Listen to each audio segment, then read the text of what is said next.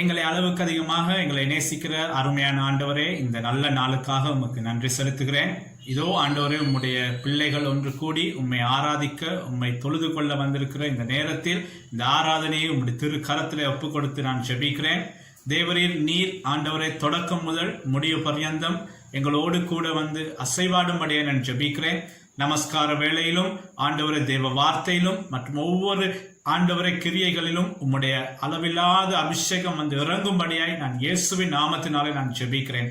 இதோ சுவாமி, உம்முடைய ஜனங்கள் ஒன்று கூடுகிற இந்த இடத்திலே நீர் சுவாமி ஆண்டவரை பெரிய காரியங்களை செய்யும்படியாய் நான் ஜெபிக்கிறேன். ஆண்டவரை இந்த ஆராதனையை கேட்டுக்கொண்டிருக்கிற, இந்த ஆராதனை கலந்து கொண்டிருக்கிற ஒவ்வொருவருடைய வாழ்க்கையிலும் ஒரு பெரிய மாற்றத்தையும் பெரிய ஒரு தாக்கத்தையும் நீரை ஏற்படுத்தும்படியாய் நான் ஜெபிக்கிறேன். இதோ இந்த ஆராதனை முழுமையாய் உம்முடைய கரத்திலே ஒப்பு கொடுத்து ஜெபிக்கிறேன்.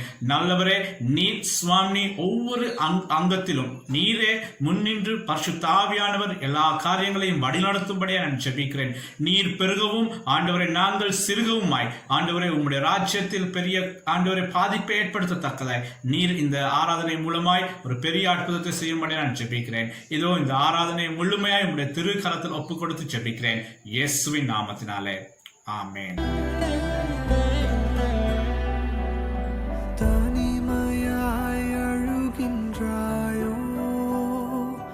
அழைத்தவர் நான் அல்லவோ, கலங்கிடாதே மகனே, எந்தன் தோளில் சுமப்பேன் என் மகனே, கலங்கிடாதே மகளே, எந்தன்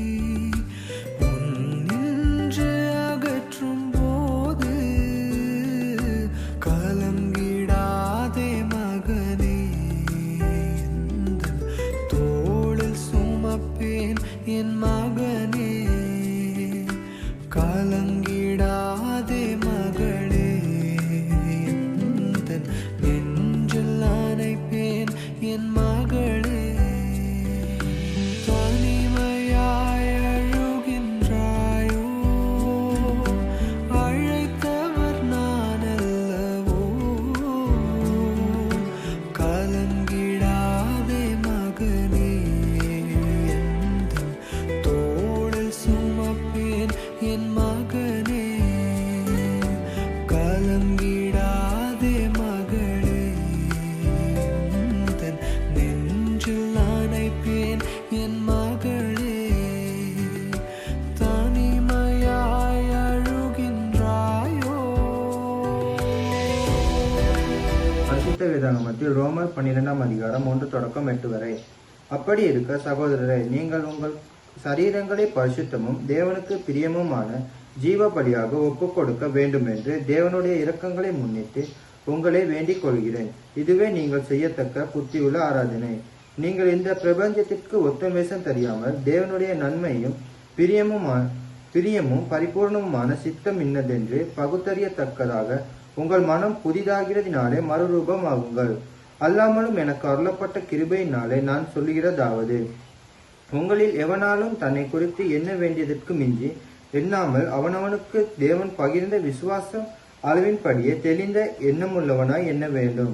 ஏனெனில் நமக்கு ஒரே சரீரத்தில் அநேக அவயங்களிலும் இருந்தும் எல்லா அவயங்களும் ஒரே தொழில் இராது போல அநேகர் ஆகிய நாமும் கிறிஸ்துவுக்குள் ஒரே சரீரமாய் இருக்க ஒருவருக்கொருவர் அவயங்களாய் இருக்கிறோம்.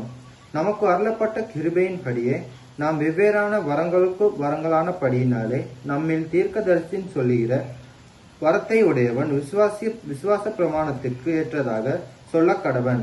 ஊழியம் செய்கிறவன் ஊழியத்திலும், போதிக்கிறவன் போதிக்கிறதிலும், புத்தி சொல்லுகிறதிலும் தரித்திருக்க கடவன். பகிர்ந்து கொடுக்கிறவன் வஞ்சனை இல்லாமல் கொடுக்க கடவன். முதலாளியானவன் ஜாக்கிரதையா இருக்க கடவன். இரக்கம் செய்கிறவன் உற்சாகத்துடன் செய்ய கடவன்.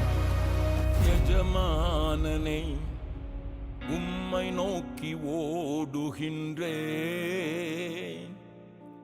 சித்தம் செய்திட நித்தம் என்னையே அர்ப்பணித்து ஓடுகின்றேன்.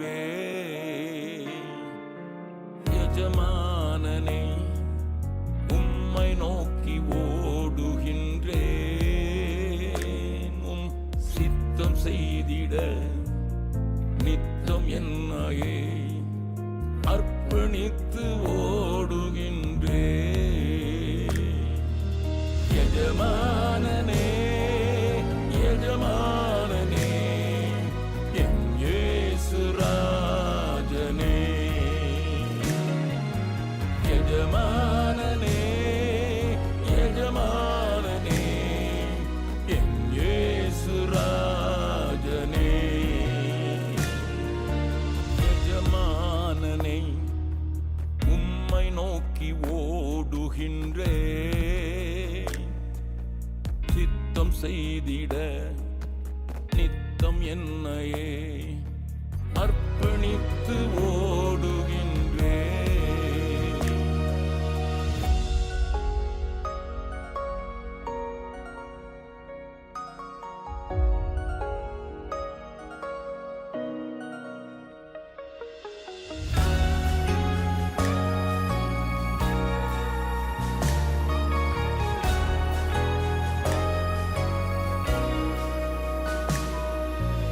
என்னையும் அழைத்தீர் ஊழியம் செய்ய, எல்லாமே உமது கிருபையா.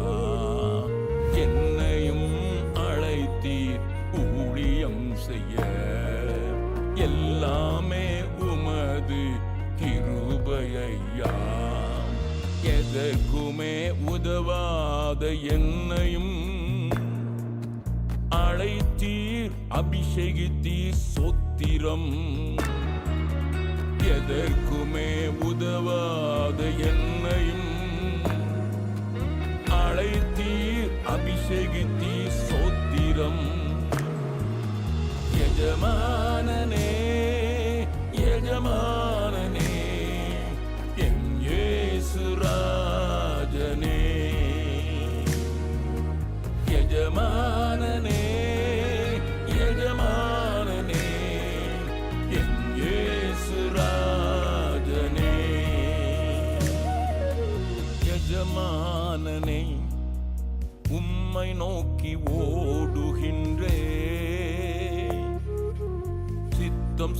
செய்திட நித்தம் என்னையே அர்ப்பணித்து ஓடுகின்றே.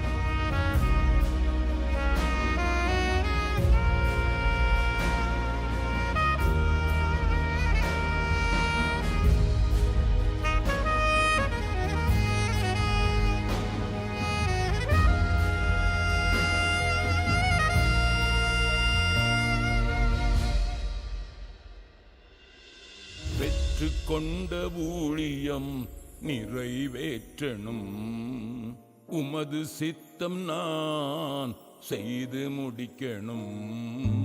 பெற்றுக்கொண்ட ஊழியம் நிறைவேற்றணும், உமது சித்தம் நான் செய்து முடிக்கணும். ஜீவனையும் நேசித்திடவில்லையே, அழைப்பையும் மறந்து விடவில்லையே. ஜீவனையும் நேசித்திடவில்லையே, அழைப்பையும் மறந்து விடவில்லையே. எஜமானனே எஜமானனே என் இயேசு ராஜனே. எஜமானனே எஜமானனே என் இயேசு ராஜனே. எஜமானனே உம்மை நோக்கி ஓடுகின்றேன், சித்தம் செய்திட நித்தம் என்னையே அர்ப்பணித்து ஓடுகின்றேன்.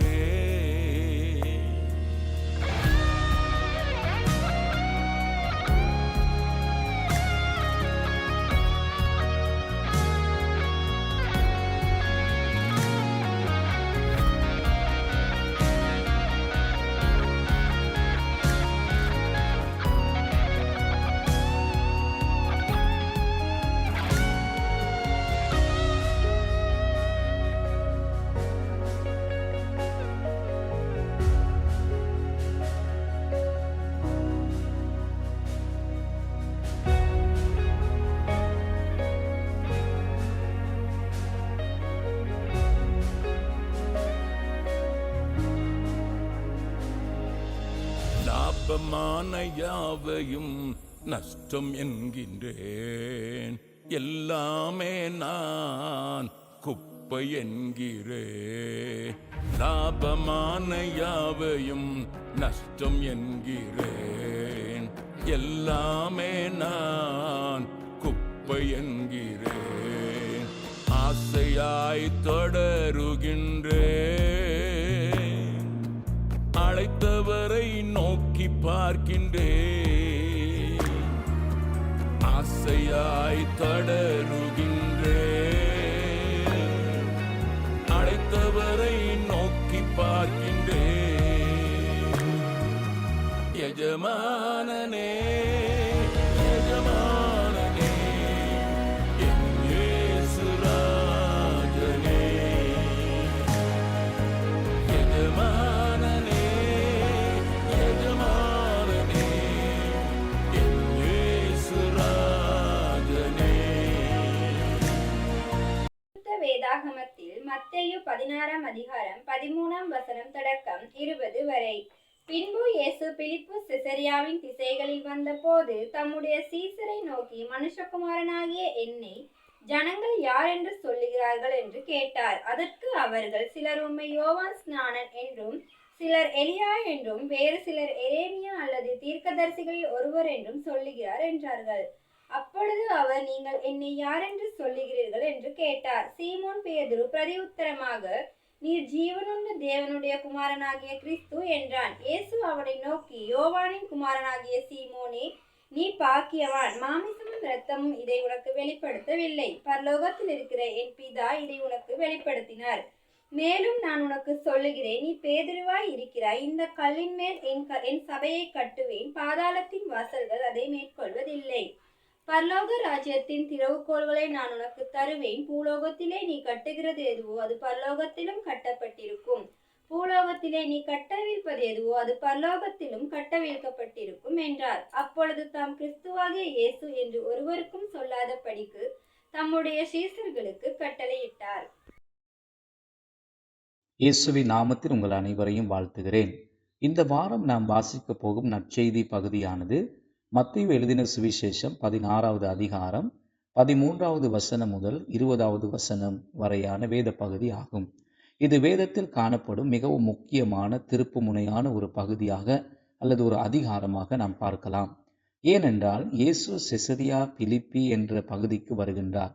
அங்குதான் அவர் தம் சீஷர்களிடம் தன்னை மக்கள் யார் என்று சொல்லுகிறார்கள் என்று அவர்களிடத்திலே ஒரு கேள்வியை கேட்கிறார். அவருடைய அடையாளத்தை பற்றி மக்கள் என்ன சொல்லுகிறார்கள் என்பதை பற்றி தாங்கள் கேள்விப்பட்டதை குறித்து அவர்களே சிந்தித்து பார்க்க வேண்டும் என்று அவர் விரும்பினார். அவர்களும் அவருக்கு பதில் கொடுத்தார்கள். சீஷர்கள் அவருக்கு பிரதி உத்தரமாக, சிலர் உம்மை யோவான் ஸ்நானகன் என்றும், சிலர் உம்மை எலியா என்றும், சிலர் எரேமியா அல்லது தீர்க்கதரிசிகளில் ஒருவர் என்றும் உம்மை குறித்து அவர்கள் சொல்லுகிறார்கள் என்று சீஷர்கள் இயேசுவுக்கு சொன்னார்கள். இதிலே சுவாரஸ்யமான விடயம் இதுதான். இந்த கூற்றிலிருந்து நாம் காண்பது போல இயேசு உண்மையில் யார், அவருடைய அடையாளம் என்ன என்பது குறித்து பலவிதமான கருத்துக்கள் இருந்து வந்திருக்கிறது. அவருடைய அடையாளத்தை பற்றி பலருக்கும் வெவ்வேறு விதமான கருத்துக்களும் குழப்பங்களும் அங்கே இருந்தது. இன்றைய உலகில் பெரிய மாற்றம் எதுவும் ஏற்படவில்லை. வெவ்வேறு மதங்கள், நம்பிக்கைகள் இந்த உலகத்திலே காணப்பட்டாலும் பெரிதளவிலான ஒரு மாற்றம் காணப்படுவது இல்லை. இந்த கேள்வியை சற்று நன்றாக கவனியுங்கள். கேள்வி என்னவென்றால், மக்கள் என்னை நம்புகிறார்களா இல்லையா என்பது அல்ல, மாறாக என்னை யார் என்று அவர்கள் நம்புகிறார்கள் என்பதுதான் கேள்வி. நீங்கள் வெவ்வேறு மதங்களை பார்த்தால் அந்த மதங்கள் இயேசுவை மறுக்கவில்லை. நாஸ்திகர்கள் ஒருவேளை கர்த்தருடைய பிரசன்னத்தை அல்லது அவருடைய கர்த்தர் ஒருவர் இருக்கிறார் என்பதை அவர்கள் மறுக்கலாம். ஆனால் நாஸ்திகர்கள் கூட இயேசு ஒரு உண்மையான வரலாற்று நபர், அதாவது வரலாற்றிலே வாழ்ந்த ஒரு நபர் என்று அவர்கள் நம்புகிறார்கள், ஒப்புக்கொள்கிறார்கள். இல்லாவிட்டால் அவரை பற்றிய இந்த கதைகளில் பல விடயங்கள் புனையப்பட்டவை, சேர்க்கப்பட்டவை என்று கூட ஒருவேளை அவர்கள் நம்பலாம். ஆனால் பலர் தாங்கள் நம்பாவிட்டாலும் இயேசு என்ற பெயரில் ஒரு மனிதர் இருந்திருக்கலாம் என்றும், அவர் இந்த அற்புதங்களை, காரியங்களை செய்ததாகவும் அவர்கள் அங்கே நம்புகிறார்கள். சரித்திரத்திலே அப்படி சொல்லப்பட்டிருக்கிறது என்பதை அவர்கள் ஏற்றுக்கொள்ளுகிறார்கள். ஆனால் கேள்வி என்னவென்றால், உண்மையாகவே நான் இருக்கிறேன் என்று மக்கள் நம்புகிறார்களா என்பது அல்ல. கேள்வி, நான் யார் என்று மக்கள் சொல்லுகிறார்கள் என்பதுதான். அவருடைய காலத்தில் இருந்ததைப் போல இன்றும் வெவ்வேறு மதங்கள் மத்தியில் கூட இயேசுவை குறித்து பலதரப்பட்ட கருத்துக்கள் அங்கே இருக்கிறது. முஸ்லிம்கள் இயேசுவை தீர்க்கதரிசிகளில் ஒருவர் என்று நம்புகிறார்கள். ஆகவே அவர் தேவகுமாரன் அல்ல, ஒரு தீர்க்கதரிசி என்று இயேசுவை குறித்து அவர்கள் நம்புகிறார்கள். பௌத்தர்களை எடுத்துக்கொண்டால் இயேசு ஒரு ஞானம் பெற்ற ஒரு போதகர் அல்லது ஒரு குருவானவர் என்று இயேசுவை குறித்து அவர்கள் விசுவாசிக்கிறார்கள். ஆனால் அவர் இந்த உலகத்தில் போதகரோ அல்லது மேசியாவோ கிடையாது என்றுதான் பௌத்தர்கள் அடிப்படையிலே நம்பி வருகிறார்கள். இந்துக்களோ இயேசு பல தேவர்களில் ஒருவர், தேவர்கள் பல்லாயிரக்கணக்கான தேவர்களில் இவரும் ஒருவர் என்று அவரை குறித்து அவர்கள் நம்புகிறார்கள். ஆனால் உறுதியாக அவர் தேவகுமாரன் கிடையாது என்கிற இடத்திலே அவர்கள் இருக்கிறார்கள். நீங்கள் வெவ்வேறு மதங்களை பார்த்தால் மக்கள் இயேசுவை பற்றி வெவ்வேறு விடயங்களை கூறுகிறார்கள் அல்லது நம்புகிறார்கள். ஆகவே கேள்வி என்னவென்றால், இயேசுவை யார் என்று மக்கள் கூறுகிறார்கள் அல்லது நம்புகிறார்கள் என்பதுதான். ஆனால் இதைவிட மிக முக்கியமான ஒரு கேள்வி இருக்கிறது. அதுதான் இயேசு அடுத்து கேட்கும் கேள்வி. அவர் சீஷர்களை பார்த்து கேட்கிறார், நீங்கள் என்னை யார் என்று கூறுகிறீர்கள் அல்லது நம்புகிறீர்கள் என்று கேட்கிறார். மற்றவர்கள் என்னை பற்றி என்ன நினைக்கிறார்கள் என்பது மட்டுமல்ல, மற்றவர்கள் என்ன நம்புகிறார்கள் என்பது மட்டும் அல்ல, நீங்கள் என்னை குறித்து என்ன நினைக்கிறீர்கள், யாரென்று என்னை நம்புகிறீர்கள் என்பதும் மிக முக்கியமான ஒரு கேள்விதான். இதுதான் நம் ஒவ்வொருவரும் நம்மிடத்திலே கேட்கப்பட வேண்டிய அல்லது கேட்க வேண்டிய ஒரு முக்கியமான கேள்வி என்று நான் நினைக்கிறேன்.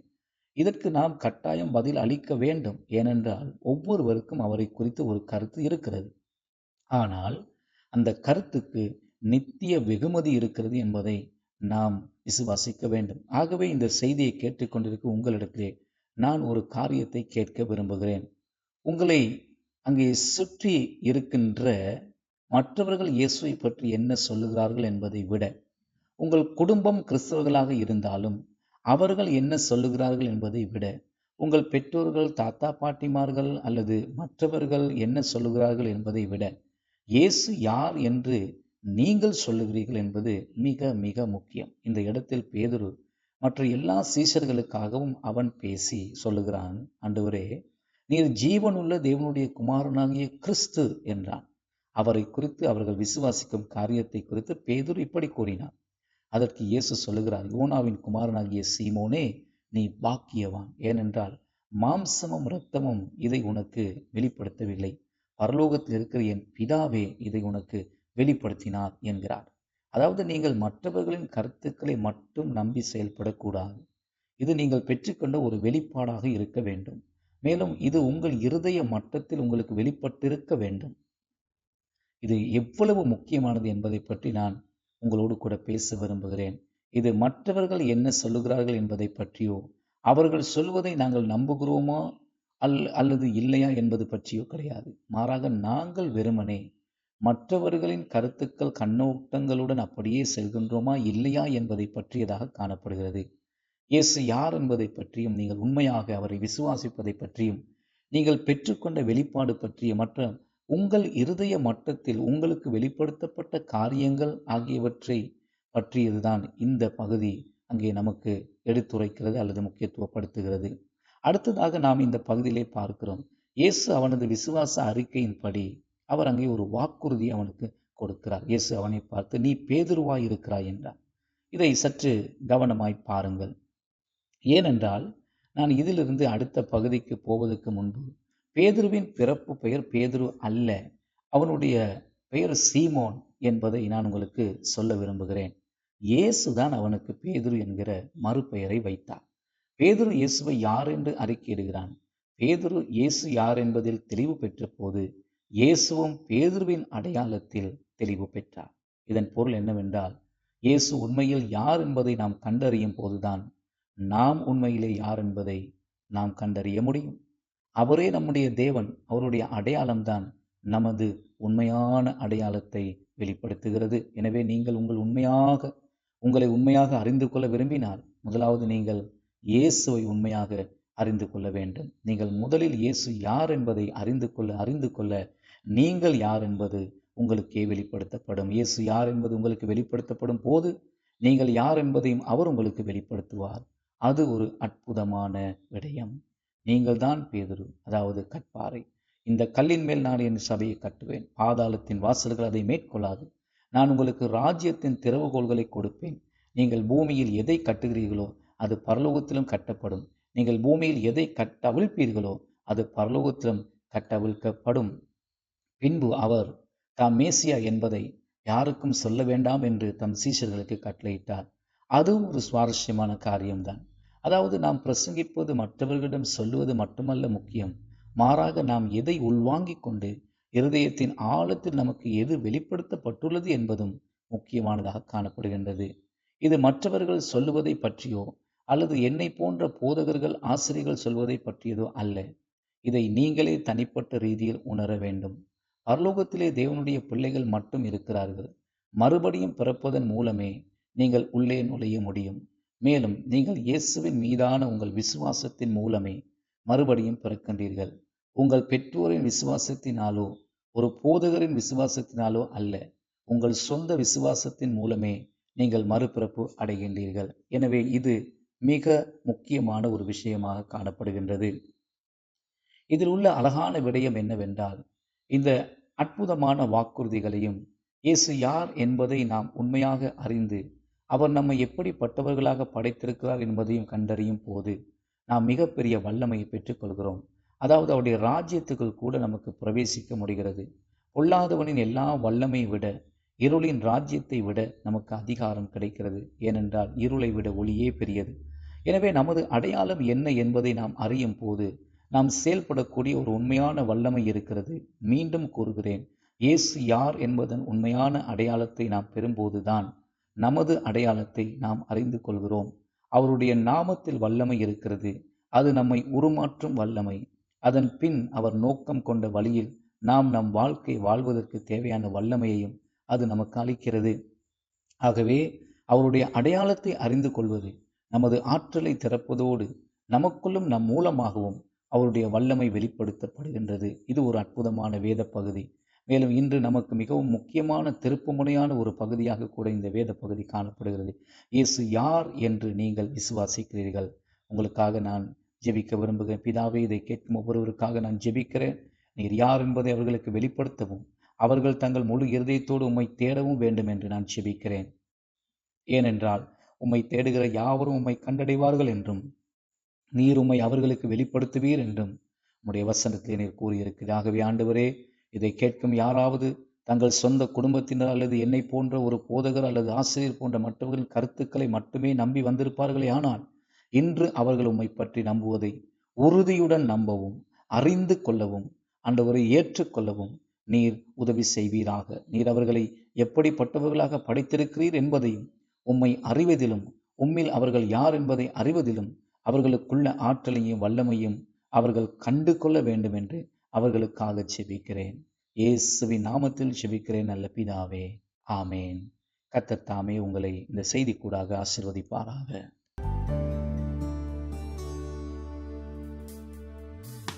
உம்மோடு எந்நாளும் உறவாட அருள் செய்யுமே